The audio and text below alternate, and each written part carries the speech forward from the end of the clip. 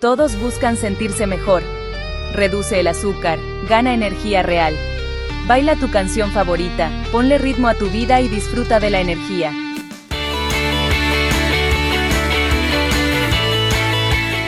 Veracruz es territorio Tebaer.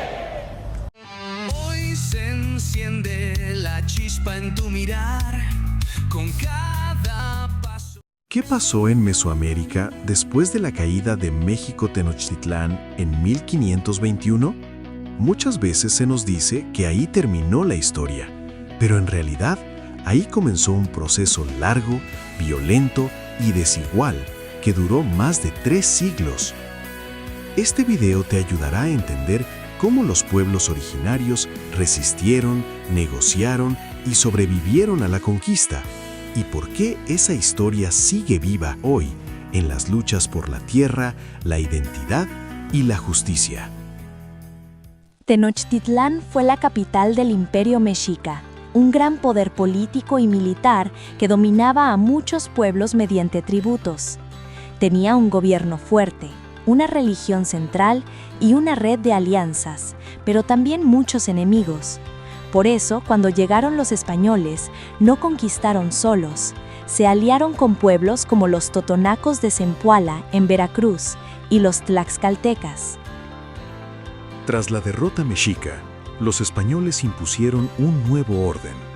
Las ciudades, los templos y los gobiernos de los antiguos pueblos fueron reemplazados por el poder de la corona española. Los tlatoanis cedieron su lugar a virreyes, encomenderos y frailes. Los pueblos aliados, como Tlaxcala o Xochimilco, conservaron algo de autonomía, pero pronto también fueron sometidos. La ciudad de Tenochtitlán fue saqueada y destruida en su mayoría.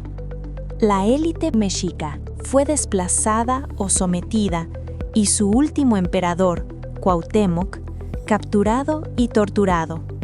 Se produjo una gran violencia y desintegración del orden mexica, dejando a la población en una situación de extrema vulnerabilidad.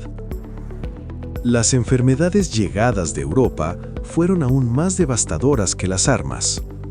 La viruela, el sarampión y la tifoidea diezmaron comunidades enteras. En el caso de la viruela, se calcula que murieron entre 2 y 3.5 millones de personas en el centro de México durante la epidemia de 1520, que duró unos 60 días, afectando a la población de Tenochtitlán y sus alrededores. Así, tras la caída de México Tenochtitlán, la conquista apenas comenzaba. Cortés utilizó la estructura tributaria del Imperio Mexica para controlar el centro, pero las regiones periféricas, el occidente, el sur maya y el norte árido, requirieron décadas de guerras sangrientas, a menudo lideradas por capitanes de Cortés que buscaban su propia gloria y riqueza. En el sur, Pedro de Alvarado encabezó campañas violentas contra los pueblos mayas. En el occidente, Nuño de Guzmán impuso una conquista brutal. Destruyó ciudades, esclavizó indígenas y rompió pactos de paz, como en Michoacán. Esta violencia provocó grandes rebeliones indígenas. En el norte, la resistencia fue aún más larga. La Ruta de la Plata entre Zacatecas y la Ciudad de México atraviesa el territorio de los pueblos nómadas y seminómadas del norte, conocidos colectivamente como chichimecas, huachichiles, pames, zacatecos, etc. Estos pueblos, expertos arqueros y guerreros de guerrilla, resisten la intrusión española durante 50 años. Los españoles intentan una guerra de exterminio, guerra a fuego y sangre, que fracasa. A finales del siglo XVI, la guerra termina gradualmente, no por victoria militar española, sino por una nueva política de paz por compra. Los españoles proveen alimentos, ropa y bienes a los chichimecas a cambio de que cesen los ataques y se asienten en pueblos misión. Para controlar a los pueblos, los españoles usaron la encomienda. Los indígenas debían trabajar y pagar tributos a cambio de supuesta protección y evangelización. En la práctica fue un sistema de explotación. Imagina trabajar tu propia tierra para beneficio de otros. Eso fue la encomienda. Algunos religiosos denunciaron estos abusos. Fray Antonio de Montesinos y Fray Bartolomé de las Casas afirmaron que los indígenas eran personas con dignidad y derechos. Sus críticas influyeron en leyes que intentaron limitar la explotación, aunque los abusos nunca desaparecieron del todo. Pero los pueblos indígenas no se quedaron quietos. Hubo mucho esfuerzo por resistir. Algunos lucharon con armas, como en la Guerra del Mixtón en México, o la rebelión de Túpac Amaru II en Perú. Otros mantuvieron sus tradiciones de manera secreta para no perder su identidad. La resistencia continuó siglos después. En 1761, Jacinto Canec encabezó una rebelión maya en Yucatán. Fue derrotado, pero se convirtió en símbolo de dignidad y lucha. Cada rebelión mostró que la conquista nunca fue aceptada por completo. No toda resistencia fue con armas.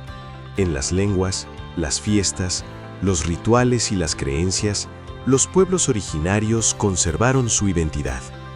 En los templos católicos se escondieron los dioses del maíz y la lluvia. La cultura indígena no desapareció, se transformó y sobrevivió. Cada rebelión fue un eco de Tenochtitlán, un recordatorio de que los pueblos originarios no fueron vencidos del todo, porque su memoria, su lengua y su cosmovisión sobrevivieron al poder colonial. Hoy, al mirar hacia ese pasado, no solo vemos conquista y destrucción, vemos también resistencia, continuidad y memoria. Porque la historia no se borra, se transforma, y conocerla nos ayuda a entender quiénes somos y hacia dónde queremos ir. En Veracruz, esta historia cobra un sentido especial. Fuimos la puerta de entrada, pero también un territorio de resistencia inquebrantable. Desde el Totonacapan hasta las altas montañas, los pueblos originarios de Veracruz no fueron meros espectadores.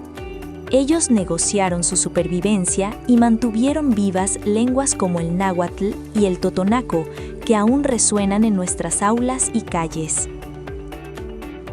Incluso siglos después, en el México independiente, las comunidades veracruzanas siguieron luchando por sus tierras y autonomía, demostrando que la conquista nunca fue un proceso acabado, sino una negociación constante que define quiénes somos hoy. Ideas que vuelan como el viento sin final, revolucionando conciencias, todo puede empezar.